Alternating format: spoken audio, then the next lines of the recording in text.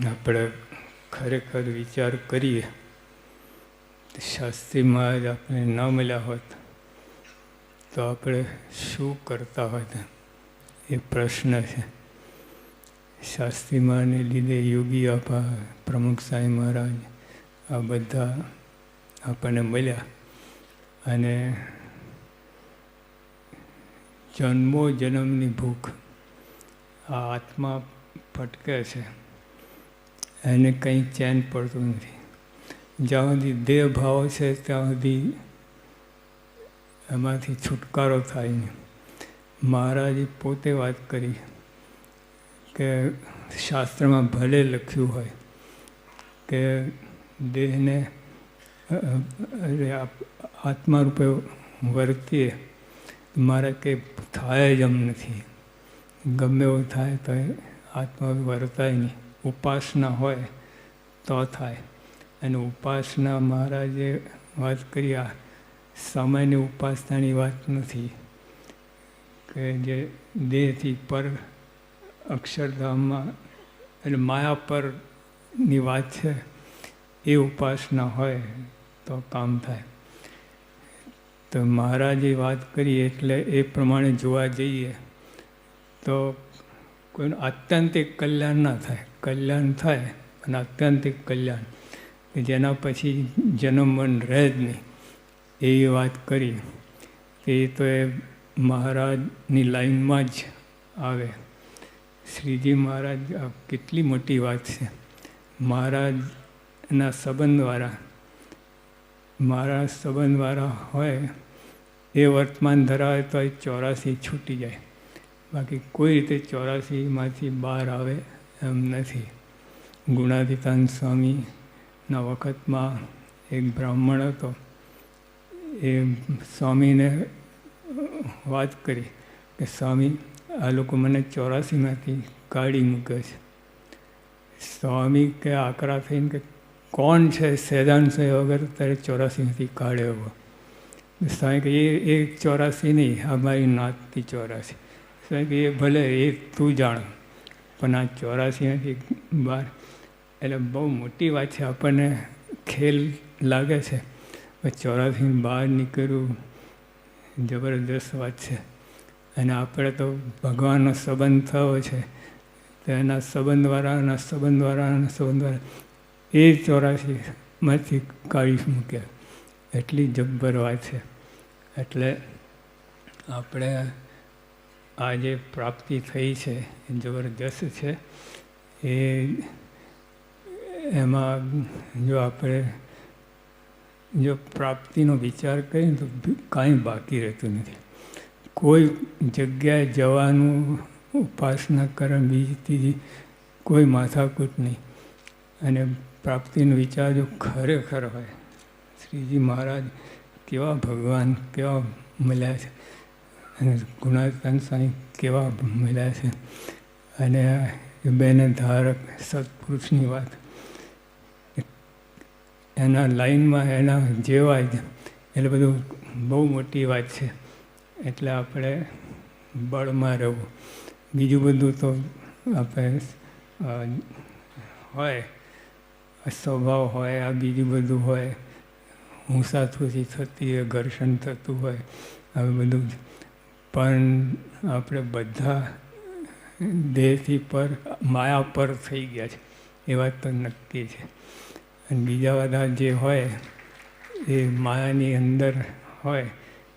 પછી ગમે એટલું સત્વગુણ હોય, ગમે એટલું બધું હોય, પણ તોય માયા પર ના થાય ત્યાં સુધી શ્રીજી મહારાજ અમે જોયું, ઠેઠ પાતાળથી પ્રકૃતિ પુરુષ સુધી બધા એક સમાન છે. જો પાતાળથી લઈ પ્રકૃતિ પુરુષ સુધી બધાને એક સમાન ગણ્યા. એટલે જ્યાં મહારાજની ઉપાસના, મહારાજ સ્વામીની ઉપાસના આવે તો જ કામ થાય એવું છે. એટલે આમ કહેતા બહુ ભાગ્યશાળી છે ખરેખર. આપણે કામ નીકળી ગયું છે. અનંત જન્મથી અંજમથી ભટકીએ છીએ, પણ કોઈ મેળ પડ્યો નથી. અને આ પહેલી જ વાર આ સત્સંગ મળ્યો છે. એટલે મારે જતન કરીને રાખવું. ઓલા પહેલાં જે છે ઓલા બંડી પહેરી હોય એની નીચે બંડી પહેરી હોય અને એની અંદર ખિસ્સું હોય એમાં પૈસા રાખતા હોય અને પછી જતન કરીને રાખે, પણ તોય પાપા કલાકે એનો હાથ ફરે જ જોવા સલામતી કેવી છે કે ખિસ્સું કપાયું નથી ને. એટલે આવી રીતે એટલે મહારાજ કહ્યું કે આ જતન કરીને રાખવા સત્સંગ. મહારાજના વચ્ચેનો મહારાજ કહે કે મારા વચ્ચેનો વિશ્વાસ હોય, આ વિશ્વાસ જ બધું કામ થાય છે. આખી દુનિયા મહારાજ એવું કે રેતીમાં વહાણ ચાલે, વિશ્વાસે કહીને રેતીમાં વહાણ ચાલે, એટલી બધી મોટી વાત છે. તો મહારાજ સ્વામી એમાં વિશ્વાસ હોય તો શું બાકી રહે? આપણે નિરાતે ઊંઘી જઈએ, નિરાતે બધું કોઈ માથે ભાર ના રહે એવી બધી વાત છે. એટલે આપણે મહારાજ સ્વામી એટલા પર પુરુષ છે, મળ્યા છે, એની ઉપાસના પણ છે. અને નિશ્ચિંત રહેજો. મારે કહ્યું તો ખરેખર તમારું કામ થઈ ગયું છે. મેં ગમે એટલે હશે તો 2-4 જન્મે આમ ટીપા છું, પણ તોય આ લોકમાં સત્પુરુષના યોગમાં છે. મારા કે સત્પુરુષ અક્ષરધામનું મધ્ય છે, એટલે એમાં એનો યોગ એટલે અક્ષરધામમાં જ છે. ભલે સ્વભાવ યુક્ત છીએ આપણે, ઓલા અક્ષરધામમાં તો સ્વભાવ કંઈ રહે જ નહીં, બધું ક્લીન સફાચટ થઈ જાય, પણ અક્ષરધામમાં જ છે આપણે. એટલે એ વાત છે. એટલે વિશ્વાસ, અને વિશ્વાસ કેમ ના હોય? પંચ વર્તમાન જો મહારાજને જૂઠું બોલવાનો કોઈ સ્વાર્થ નથી. ગમે એવું કે એટલે એ સાચું જ પડે. સ્વાર્થ કોને હોય?